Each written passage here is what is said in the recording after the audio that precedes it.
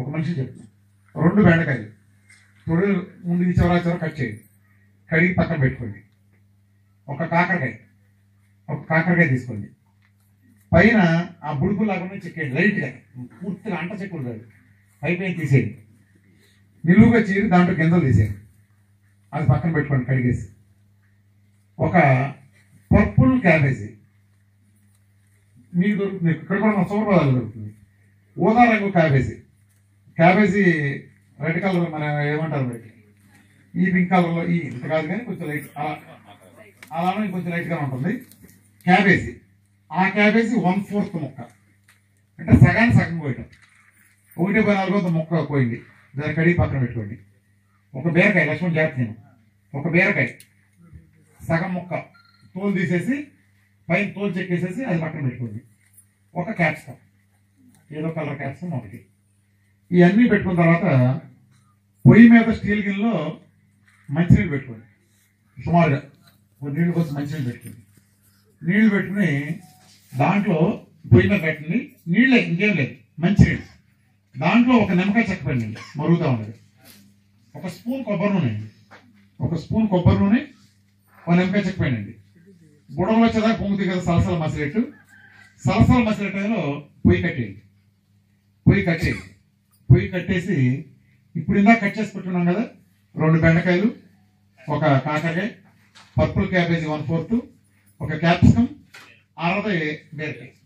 ఇది బేసిక్. మిగిలి కావాలి, ఇంతవరకు బేసిక్. మిగిలి కావాలంటే మీరు ఏదైనా కలుపుకోండి, మీ ఇష్టం. ఇంకో టమాటా క్యారెట్ మాత్రం అయిపోయి ఏటకి వీలేదు. టమాటా క్యారెట్ ఆనియన్ ఏటకి వీలేదు. ఈ 3 అసలు ఏటకి వీలేదు, గుర్తుపెట్టుకోండి. ఇలా వేసి వీటిని ఏం చేస్తారంటే పొయ్యి కట్టేయండి, లేకపోతే గుర్తుంచుకోండి, పొయ్యి కట్టేయండి. ఈ ముక్కలు దాంట్లో మసాలా నీళ్ళలో పడేయండి, పైన మూత పెట్టేయండి. విన్నారం జాగ్రత్త అవుతుంది. తర్వాత కరెక్ట్గా 1 మినిట్ 60 సెకండ్లు ఆ మూత కింద ఉంచండి. కరెక్ట్గా 60 సెకండ్లకి అపకత తీసేయండి. అపకత అంటే నీరు ఒడిగిపోవాలి, ఆ నీరు మనం వాడం, ఆ నీరు పారిపోసేయండి. అపకతలు తీయండి, కొంచెం వేడిగా పొగ వచ్చినట్టు ఉంటాయి కూరగాయలన్నీ. దాన్ని ప్లేట్లో పెట్టండి, 2 నిమిషాలు కారిపట్టి దాన్ని మిక్సీలో వేయండి. ఆ ముక్కలు మిక్సీలో వేయండి. మిక్సీలో వేసిన దాంతోపాటు 10 వెల్లుల్లిపాయ రెబ్బలు వేయండి. వెల్లుల్లిపాయ రెబ్బలు 10 కలపండి.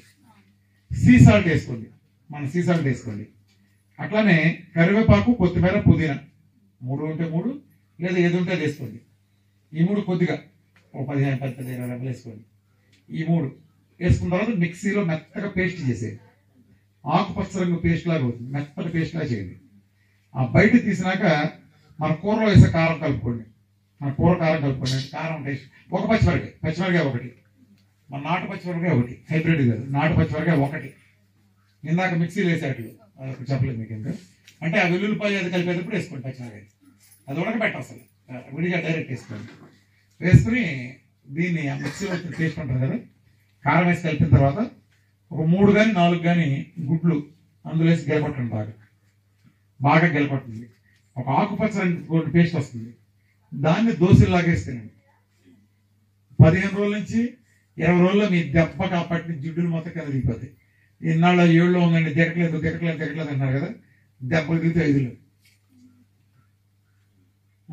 ఇది చేయండి, చాలా టేస్ట్ ఉంటుంది. ఇప్పుడు ఇంకా కావాలంటే జీలకర్ర లాంటి వేసుకుని మీ ఇష్టం, అల్లం లాంటి వేసుకుని ఎడిషనల్. నేను చెప్పేది మినిమం. మనం చెప్పిన బ్యాన్ ఐటమ్లు పార్షియల్గా తీసుకున్నా కూడా కలపకూడదు. ఆ 3 టమాటా, ఆనియన్, క్యారెట్ కలపకూడదు. నేను చెప్పిన బ్యానే కలపకూడదు. మిగిలిన మీ ఇష్టం. అంటే ఇది ఇంతవరకు టేస్ట్ డామినేషన్ ఆడుకొచ్చిన ఇప్పుడు నేను కాలీఫ్లవర్, క్యాబేజ్ చేసుకుంటాను, మీ ఇష్టం. నేను చెప్పే బేసిక్ ఫార్ములా అయితే ఇది. దీన్ని పొయ్యి మీద దోశలాగా వేసుకోండి. 80% నెయ్యితో మాత్రం వేసుకోవాలి, ఇంకా దేని దగ్గర. ఇది కూడా గుర్తుంచుకోండి. కోకోనట్ ఆయిల్ కానీ ఆలివ్ ఆయిల్ ఇలాంటివి వాడకూడదు, ఓన్లీ నెయ్యి. ఈ ఫార్ములాకి ఈ ఒక్కదానికి తొక్కు తీసాను. బీరకాయ తొక్కు తీసి మన కాకరకాయను కూడా పైన చెక్కండి, లోపల గింజలు తీసేయండి. మన గింజలు వస్తాయి లేదు. ఇదేనమ్మా కాలీఫ్లవర్ అలాగూ మీరు క్యాబేజీ ఫుల్ ముక్కలు వేసేయచ్చు, ఎందుకంటే పేస్ట్ అయితే మనం చేసేది ఆ ఉడికిందని పేస్ట్ అవుతుంది. టేస్ట్ కూడా చాలా బాగుంటుంది. మీరు తినలేదు, టేస్ట్ కూడా చాలా బాగుంటుంది. మీరు తినే 1 మీలో 2 మీలో ఉంటుంది కదా, 1 మీలో చేయండి. ఈ చేసాను లిక్విడ్ ఫస్ట్ అవసరం, ఎందుకంటే తినాలి కదా. ఆ 1 మీలో ఏదో పెట్టుకోండి. ఇంకా నట్స్ బొట్స్ మీరు తింటారంటే ఎక్స్ట్రా. ఇది మాత్రం బేసిక్ ఫుడ్ మీరు. ఈ ఇన్సులిన్ కంట్రోల్ కానాడు ప్రశాంత్.